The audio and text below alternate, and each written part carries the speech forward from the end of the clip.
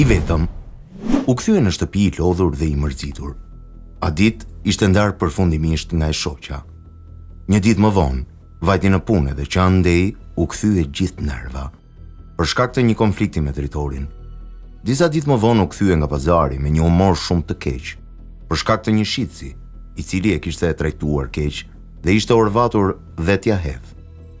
U ul në shtëpi duke analizuar ngjarjet që I kishin ndodhur ato ditë. Në fund, doli me rezultatin se shkaku I nervave të ngritura dhe mërzisë ishin njerëzit. Po, njerëzit. Po të mos ishin njerëzit, ai do t'ishte I lumtur. Hapi internetin dhe I hodhi një shikim llogarisë së tij në bank.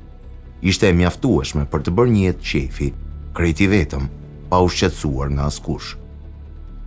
Çdo ditë dilte vetëm për të blerë gjërat e domosdoshme, për të ngrënë dhe për të pirë. Nuk dëgjonte as lajme dhe nuk lexonte fare gazeta. Mjaftohej me shikimin e filmave komik, telenovelat edhe leximin e librave satirik. Donte të ishte I gëzuar gjithë jetën. Por disa muaj më vonë, ndjeu se mërzia po I shtohej.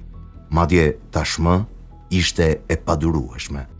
Ishte gati për të kaluar në depresion, për të mos thënë që sapo kishte vënë këmbët.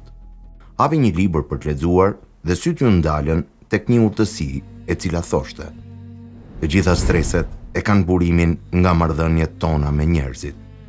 Menjëherë buzëqeshi, ishte I njëjti rezultat që kishte arritur edhe ai.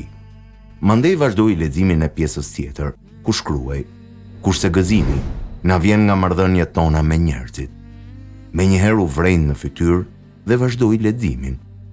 Prandaj nuk mund t'i ndërpresim marrëdhëniet me njerëzit, sepse kjo na shkakton mungesë të gëzimit, dhe mungesa e gëzimit është mërzi dhe stres. Kështu do të shkosh nga mërzia në mërzi, nga stresi në stres.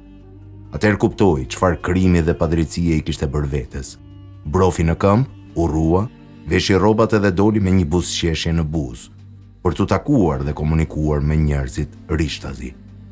Sapo ishte ndërgjegjësuar se të arratisesh nga njerëzit, nuk do të thotë të arratisesh edhe nga stresi dhe mërzia, por do të thotë të strehohesh përgjithmonë nën strehën e stresit dhe mërzisë.